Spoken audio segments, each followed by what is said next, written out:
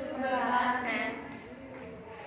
आज राम लक्ष्मण संवाद में हम करेंगे दूसरी दोहा चौपाई।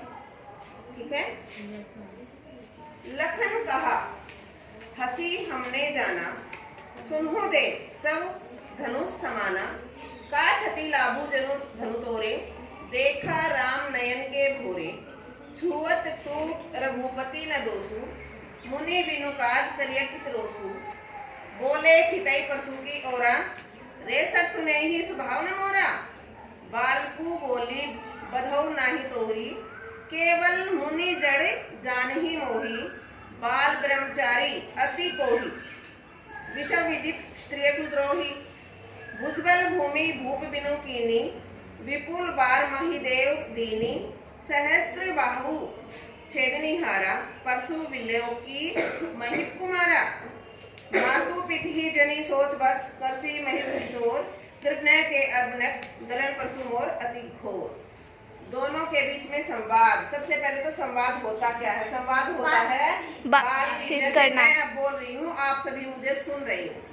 हमारे बीच में जो बातचीत होती है उसको हम अच्छी तरह से सुन ले, समझ ले, वो होता है संवाद। ये दो व्यक्तियों के बीच में या तीन के बीच में हो सकता है, लेकिन संवाद अच्छा संवाद वही होता है जिसमें एक बोलता है तो दूसरा सुनता है। जब दूसरा बोलेगा तो पहला सुनेगा। तो लक्ष्मण और परशुराम के बीच में संवाद होता है। परशुराम शिव धनुष टूटने के कारण बहुत क्रोधित हो जाते हैं और पूछते हैं कि किसने तोड़ दिया इसको। तो लखन कहा हंसी हमने जाना।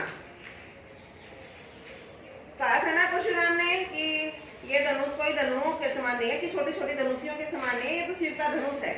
तो लक्ष्मण उस बात का जवाब देते हुए कहते हैं, लखन कहा हंसी हमने जाना। लक्ष्मण जी हंसकर कहते हैं कि हे गुरुदेव सुनो देव, कि हे देव सुनो, सब धनुष समान, कि सारे धनुष समान होते हैं, कोई छोटा बड़ा धनुष नहीं होता। का क्षति लाभू जुन धनु तोड़े, और कोई सा भी धनुष टूट जाए, इसमें क्या क्षति, क्या किसी की हानि और क्या किसी का लाभ। हमने तो वैसे ही देखा था उसको, इसमें कोई लाभ और हानि की तो बातें है नहीं है। देखा राम नयन के भोरे, राम ने तो धनुष को नया धनुष मानकर ही छुआ था। उसे क्या पता था कि शिव धनुष इतना पुराना है कि वो छूते ही टूट जाएगा। छुअत टूट रघुपति ने दोसु।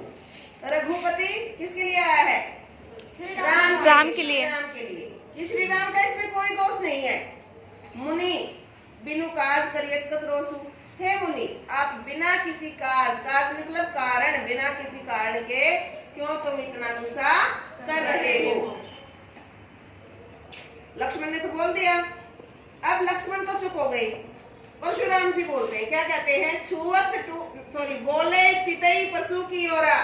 परशुराम कहते हैं कि किसकी चितई मतलब देखकर, अपने परशु की तरफ बोलकर, देखकर परशुराम कहते हैं, रे सट सुने ही स्वभाव न मोरा। रे मूर्ख, तूने मेरे स्वभाव के बारे में कभी नहीं सुना? सुना सभी ने है, क्योंकि वो उस समय बिल्कुल प्रसिद्ध था। आज भी है, सबसे हम पूछते हैं कि सबसे गुस्से वाला, हमेशा वो गुस्से में रहते थे। तो उनके गुस्से को तो मतलब विश्व प्रसिद्ध उनका गुस्सा। तो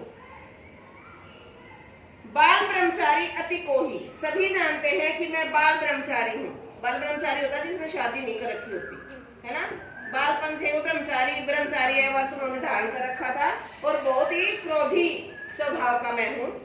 विषम विदित स्त्रिय कुलद्रोही, सारा संसार जानता है कि मैं स्त्रियों, जो स्त्री होते हैं लड़ाई करते हैं, युद्ध करते हैं, राजा होते थे ना,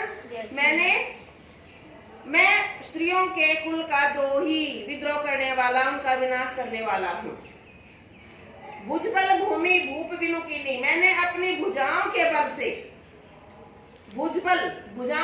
से भूमि पूरी पृथ्वी को भूप बिनु कीनी, बिना राजाओं के कर दिया है। मतलब मैंने बहुत सारे राजाओं को मार दिया है।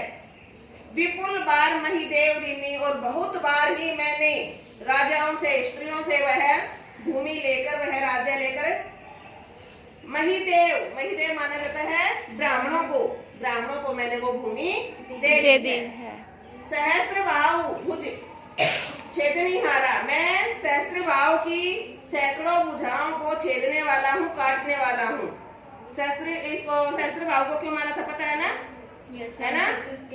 क्योंकि उसके पिता का उन्होंने वध कर दिया था।